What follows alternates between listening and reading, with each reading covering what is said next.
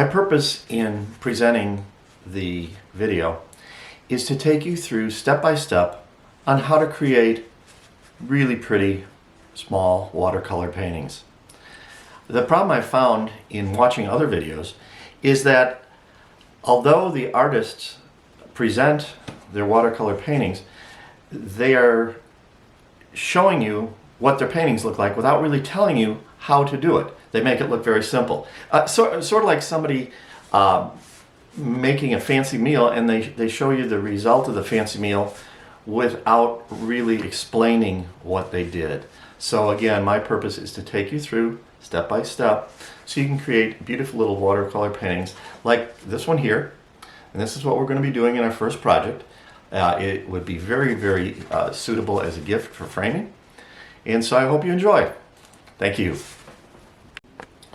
So today, before we begin, I'd like to show you my setup, because as often when I paint and take videos, you can't really see my palette or the rest of the items that I'm using. You can see my palette, and it's just segregated into various colors. I have some browns on the left, and then it goes from light, being those yellows, to orange to reds, and then finally on the right hand side to blues and greens and grays. Behind that you can see I have two tubs of water. One is used to clean out a brush. The other stays relatively clean, and that's used to mix with your watercolors. You also notice I have a blue rag. That's to blot off my brushes. A little spray bottle for various effects.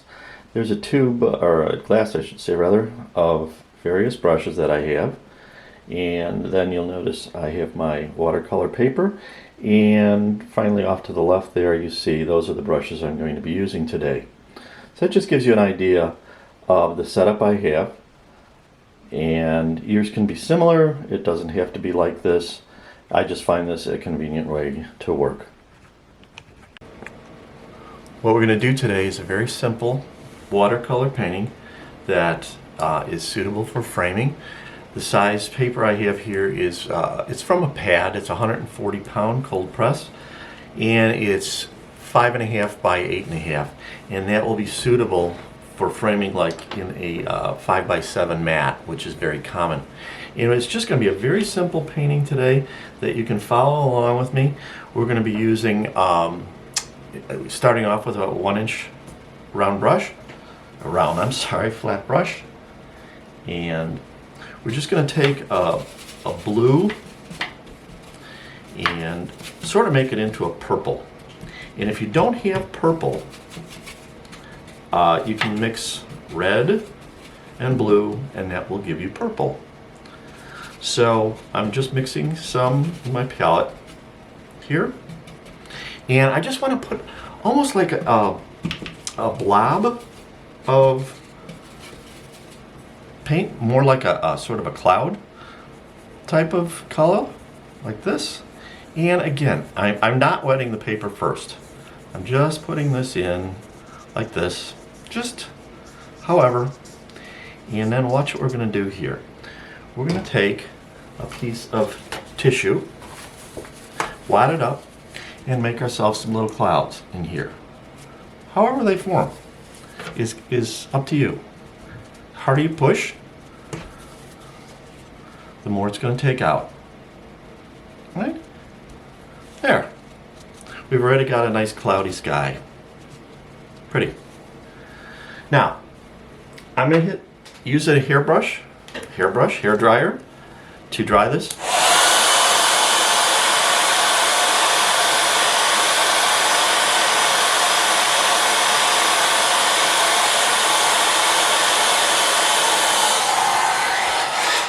Good enough.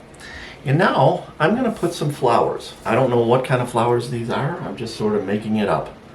But they're going to be a purple sort of flower. And so we'll take our little round brush. Again, this is going to be a purple of some sort. And let's say one of them's going to be here. And again, I'm making this up. This is just something that you can give away.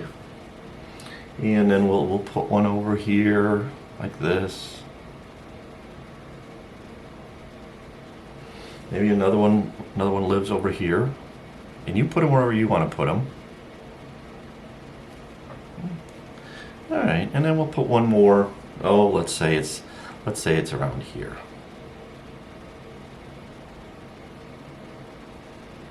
All right, pretty simple. Now, flowers need stems. So we're going to take some brown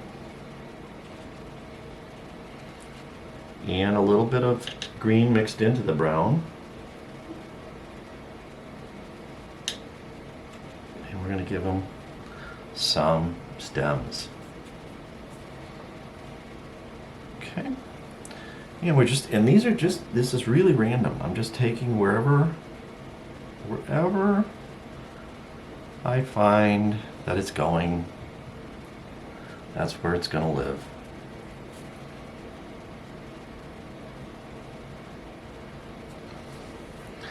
And I'm using some people will call it a liner brush. Other people will call it a rigger brush. Again, right through, and you see why I wanted to dry that, because if I didn't dry that, it would not be good as I came through the blue. It's okay if you run out, just go back in, get a little bit more. Watercolor is all about impression. In other words, we're not painting in great detail here. Let's cross this one like that. Now, what we need to do is we need to add in little details. So let's take some of our green and add little leaves on here. And I don't know how they come up. They just do. Okay. Get a bit more as we go to the top. Maybe some right under here.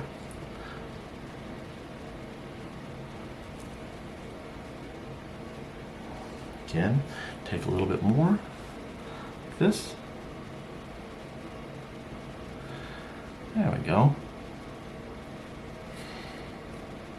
And leaves you can cross them over too. Watch.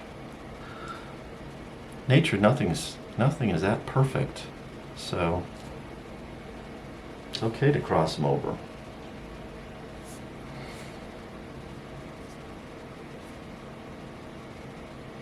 Get a little bit of green there.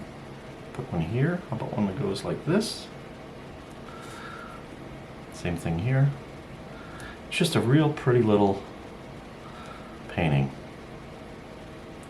And a few that come down like so. Anything like that. Now we're going to go through, add a little bit of detail to it.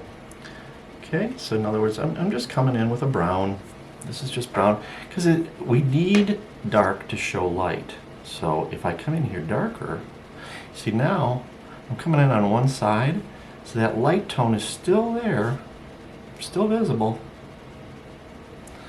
But you can see that now the painting jumps a little bit. Here, same thing here. Get our stem. Here we'll take a little bit. Oh, and you see, now if you did that, that's okay.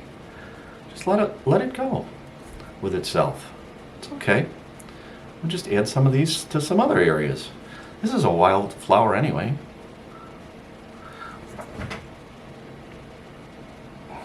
Add a little bit up here.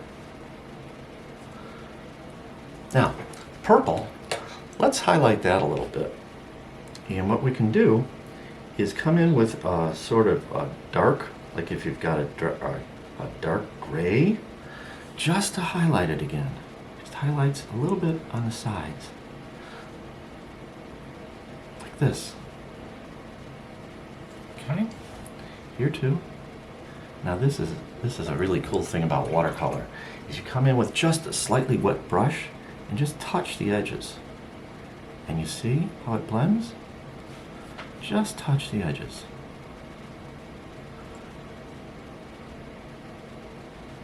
So that now, instead of any harsh black lines, we've got this nice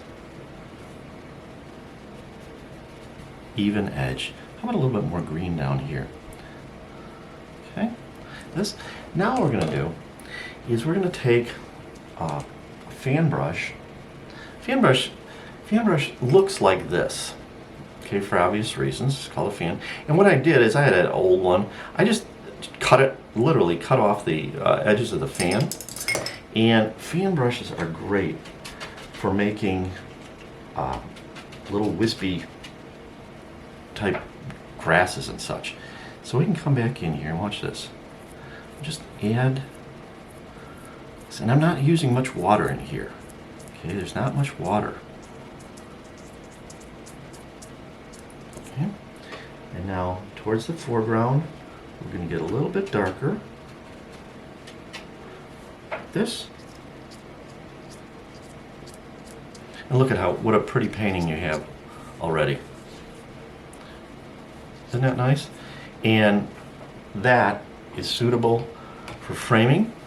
Let's take, and we can even take a little tiny bit of yellow to just tip this area here, just to give it some interest. Yeah. And that is our painting. Now, let's put a mat on it, and you can see how pretty this is going to look. Look at that. Be happy to give it to somebody.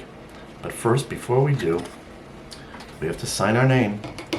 So we'll just take that liner brush again. And in this case, you know what?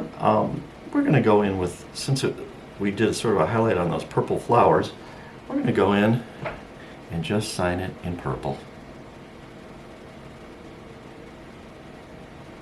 Okay? Just like that. And I always put the year. You don't have to. And now you've got a painting that anybody would be happy to receive. Thanks for watching.